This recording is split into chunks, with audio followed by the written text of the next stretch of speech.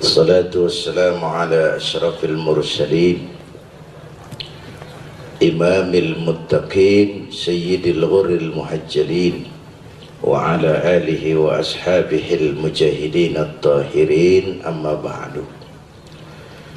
Para ulama, para kiai yang saya muliakan, Sahibul Bait Kiai Haji Abdurrahman Madinah yang saya hormati, hadirin hadirat ma'asyiral muslimin yang saya cintai. Kalau jam saya 12:30, jam 00:35,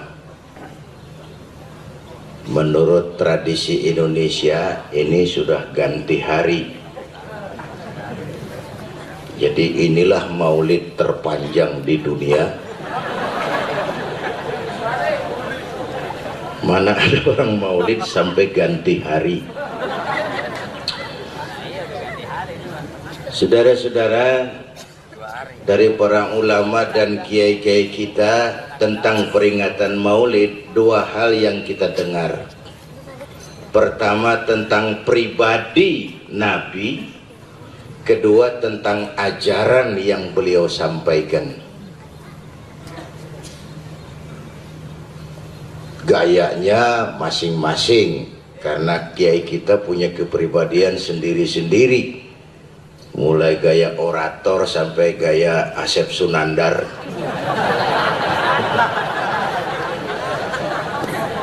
Ya, orang harus jadi dirinya. Nggak bisa kambing disuruh ngeong, nggak bisa ayam disuruh ngembek.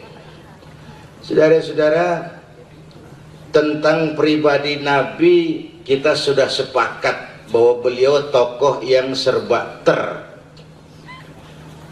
terbaik akhlaknya, terberat perjuangannya, tersabar menghadapi umatnya, terkuat ibadahnya, terbersih hatinya.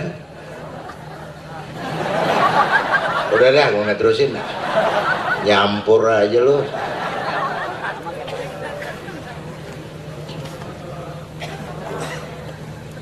Saudara-saudara, lalu apa yang mau kita jadikan contoh? Saya sampaikan dua aja.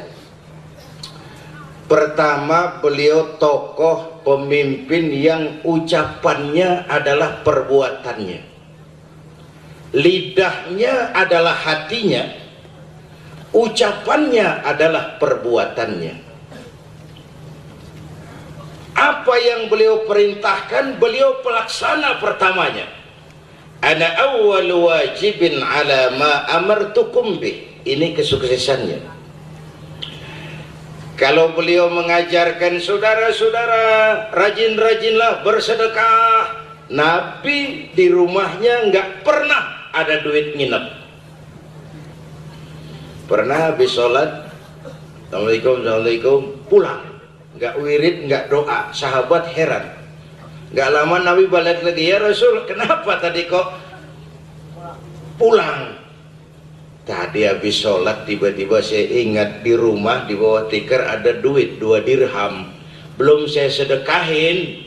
Saya nggak kepengen tuh duit sampai nginep. Saya pulang, saya sedekahin. Sekarang di rumah nggak ada apa-apa, udah saya tenang. Ayo kita terusin wirid. Nggak ada apa-apa, tenang. Nggak ada duit nginep. Jadi perintahnya rajin-rajinlah sedekah. Beliau pelaksana pertama. Kita sering gagal karena selalu ada dusta di antara kita.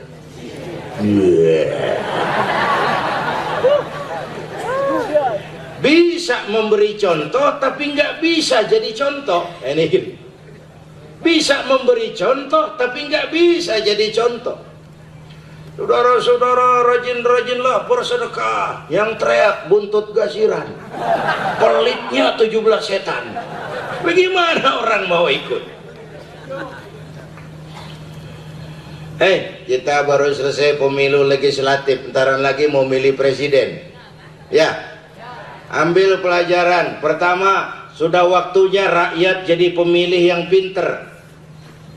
Kemarin milih DPR tuh, itu kan sama juga, kalau di kampung saya namanya coko. Jadi coko juga ya. Orang naik coko tuh Bu, yang paling kesianan yang di bawah tuh. Pinggang diinjek, pala diinjek, pundak diinjek, muka lumpur mulu, mata putih doang kesap-kesip. Yang nomor 2 begitu, yang nomor 3 begitu. Kok mau nih yang 1, 2, 3 diinjek-injek? Ada kontrak. Sebelum naik tuh dia pada kumpul berempat di bawah tuh. Gua anterin lu naik ke atas. Naik, lu injek pinggang gua nih. Injek pundak gue. Kalau perlu injek kepala gua antar lu naik ke atas. Cuman ntar nyampe atas, tolong hadiah-hadiah yang ada tuh, televisi, radio, duit, kain, lu turunin ke bawah, kita atur bareng-bareng di bawah. Pan kontraknya begitu. Jangan udah nyampe atas lu buntel sendiri, monyong. Gua setengah mampus lu injek-injek di bawah. Makanya yang saya khawatir kalau 60% calon anggota DPR yang baru ini adalah para pencari kerja. Para pencari kerja kan artinya pengangguran. Saya khawatir kalau 60% anggota dewan baru ini para pencari kerja, begitu dilantik baca doanya Allahumma lakasumtu. Pada buka puasa semua lebih rakus dari DPR yang kemarin. Maka udah waktunya rakyat jadi pemilih yang pinter.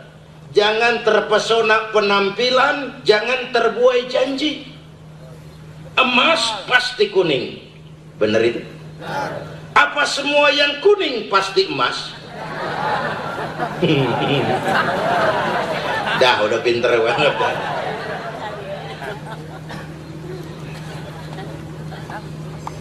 Apalagi dari caleg aja udah banyak yang nggak tahan mental.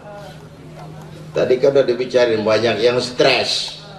Ya, mula-mula di Bali, nih Putu Lilik Dwiyanti namanya, caleg Partai Hanura. Begitu dihitung suaranya kagak cukup, mati. Sampai sekarang.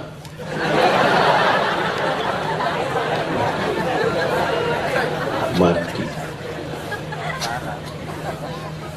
Habis gitu Ciamis, caleg PKB perempuan, itu dihitung suaranya kagak masuk, nyari tali, gantung diri, mati lagi.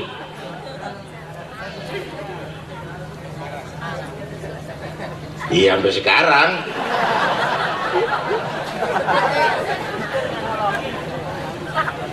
Belum yang aneh-aneh, ada caleg di Dumai bantu desa penerangan, dipasangin tiang listrik tuh desa. Begitu kagak masuk suaranya dicabutin lagi tuh tiang listrik.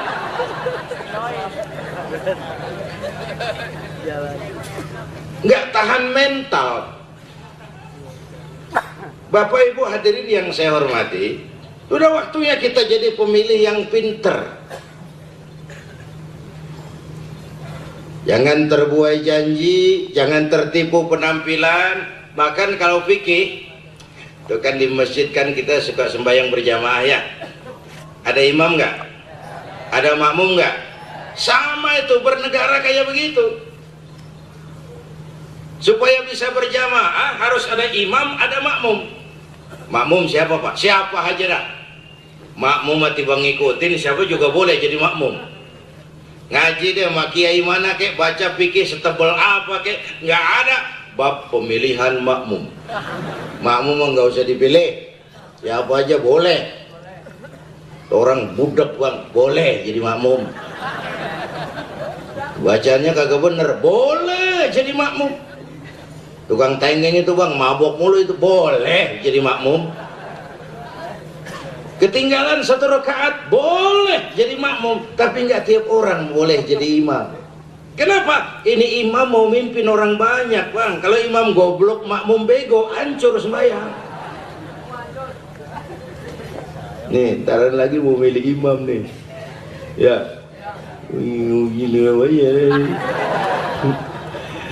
Soal siapanya saya nggak ngurusin, tapi kriteria yang diajarkan agama ini pesan sholat jamaah untuk bangsa dan negara.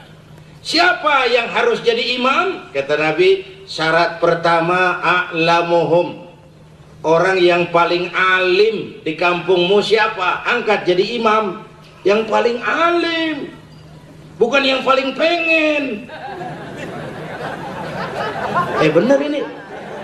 Kalau tibang pengen doang mah bisa nggak jadi imam? Ini kan zaman kita nih orang merasa pinter tapi nggak pinter merasa. Dan ini merasa pinter tapi nggak pinter merasa. Akibatnya nggak jelas siapa pakai apa, siapa mau jadi apa. Segala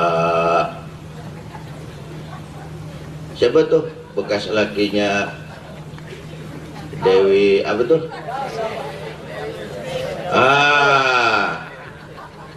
Jamil. Sob Jamil.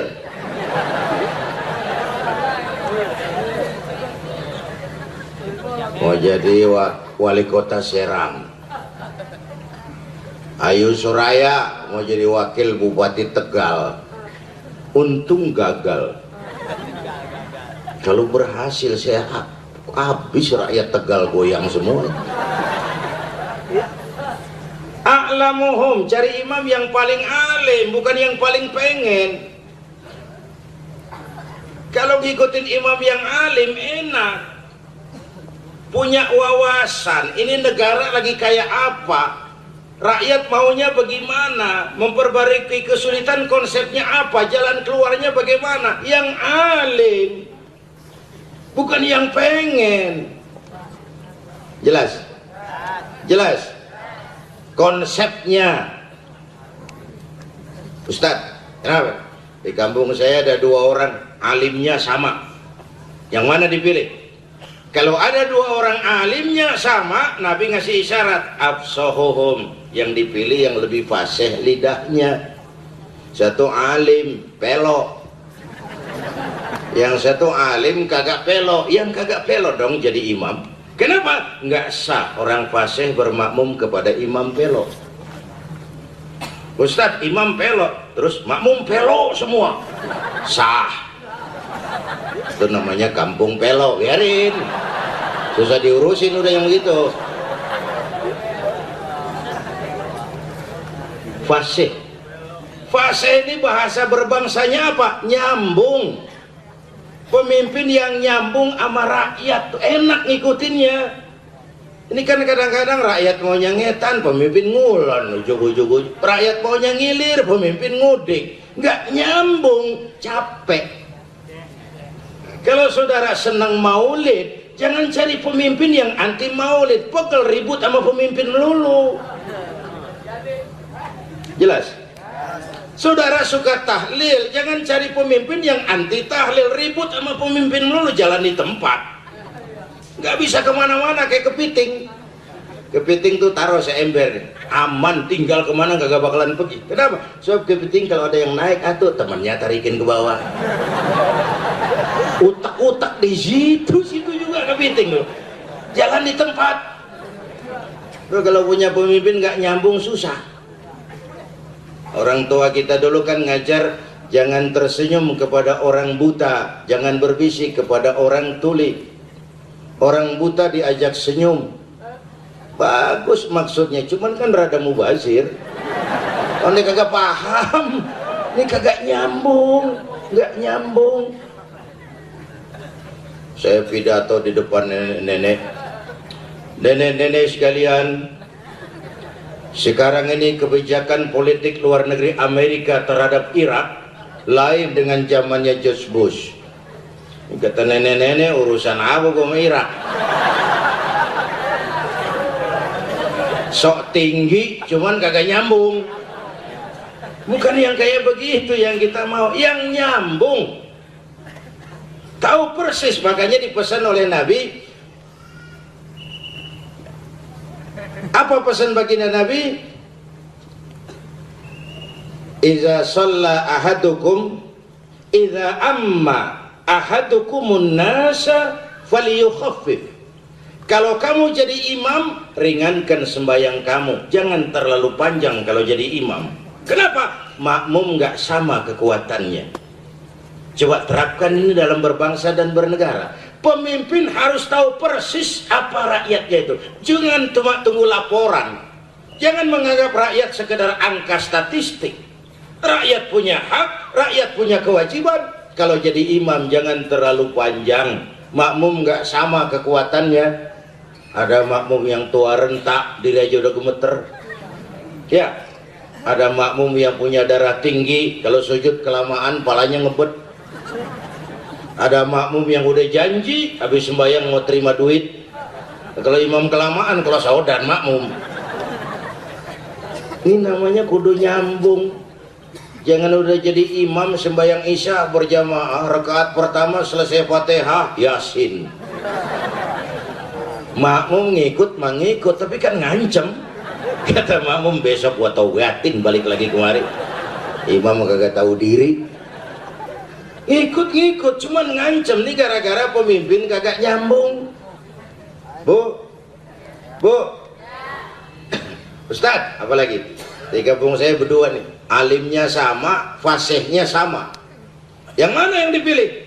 Oh, kalau alim sama, fasih sama, kata Nabi yang jadi imam aktsaruhum sinnan, yang tuaan umurnya, senioritas baru dihitung. Kenapa? Lebih pengalaman, lebih mantap, kenyang makan asam garam. Lahirnya bareng Pak, jadi umur sama. Yang mana yang dipilih? Oh, kalau lahir bareng umur sama, yang jadi imam awwaluhum hijratan, yang duluan tinggal di situ. Dia paham lingkungan, begitu jadi imam gak celingukan melulu. Yang duluan tinggal di situ, yang lebih nasionalis dalam konteks keindonesiaan. Pindahnya bareng Pak, ribet amat. Dah, kalau pindahnya bareng juga saya tambahin atuh dah, yang bininya 2 jadi imam. Ini mah gak ada dipikir tambahan saya ini. Hitungan saya kali kalau bininya 2 sabarnya lebihan. Kenapa? Keseringan domelin bini, lo tebel kuping.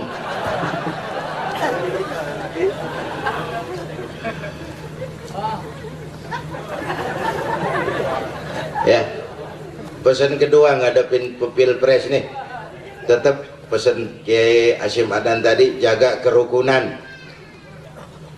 Kemarin di Amerika itu ada pendidikan politik yang bagus. Bu, saya itu waktu Barack Obama dilantik, saya duduk paling depan televisi.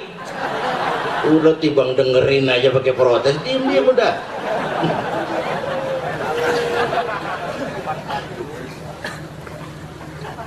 Padahal seumur-umur sejarah demokrasi di Amerika, baru pemilu tahun kemarin mereka merasa cita-cita demokrasinya lengkap.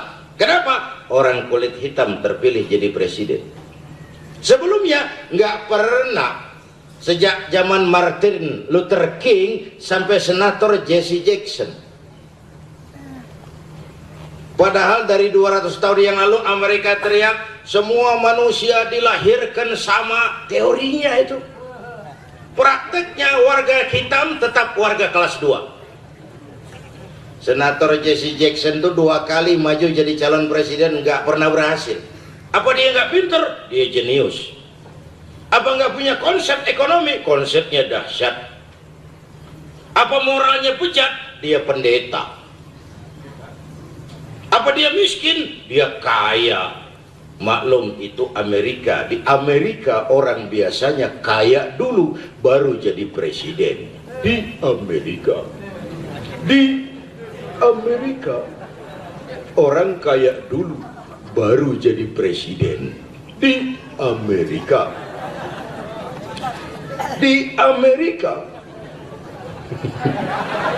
lo terusin dah, gua tangkep lo. Di Amerika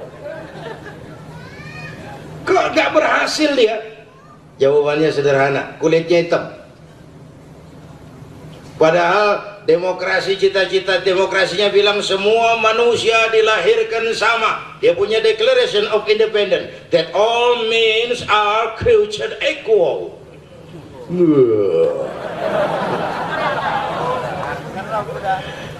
Semua manusia dilahirkan sama, tapi tetap orang hitam warga kelas 2, Pak. Tahun 95-an saya ke Amerika, diundang di New York.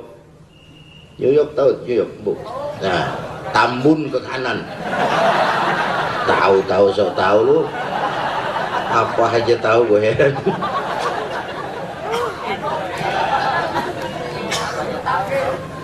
Di New York itu, Pak, masih banyak restoran-restoran besar yang pintunya bikin tulisan white only, hanya melayani kulit putih. Itu Amerika. Baru tahun kemarin orang kulit hitam, karena ada gonjang-ganjing ekonomi, resesi ekonomi global, orang ingin perubahan, Obama datang menawarkan itu, kepilih. Tapi yang mau saya angkat adalah, pada mulanya Barack Obama bersaing dengan Hillary Clinton, kan, merebut kandidat. Sengit, saling silang, saling antem, saling cari kelemahan masing-masing. Ketika kelihatan Barack Obama di atas angin, Hillary Clinton mikir, nggak kebedak nih urusan nih, nggak keuber nih mah. Apa yang dia lakukan? Saya mengundurkan diri dari pencalonan presiden. Kepada para pendukungnya dia pesan, sekarang saatnya kita dukung Barack Obama menuju Gedung Putih. Itu bekas lawannya. Sekarang kita dukung Barack Obama menuju Gedung Putih. Maka Obama menang melawan Senator John McCain. Inilah demokrasi. Siap menang, siap kalah. Bangsa kita siap menang doang. Begitu kalah, gue kagak ngerti, gue kagak ngerti aja urusan. Rame dah turu-turu kita. Satu. Yang kedua, tahun lalu waktu pemilihan gubernur DKI, saya dipanas-panasin sama wartawan. Yai, maju. Maju kemana? Gubernur DKI. Itu kan ada polling, survei. Nama Kiai itu di atas nominasinya, jauh di atas Fauzi Bowo. Kenapa nggak maju, Kiai? Enggak. Kenapa? Kagak punya modal. Ini kan demokrasi, Kiai. Teori, Mas. Prakteknya ini tetap nanti pertarungan tokoh dan modal. Sekarang dia tokoh banget, kagak punya modal. Selamat ngelamun. Modal banyak, bukan tokoh, habis dibohongin orang. Bikin tim sukses, timnya yang sukses. Dia mah kanyut, jadi kagak, duit habis. Yang kedua, saya berpikir realistis, Pak. Bukan saya yang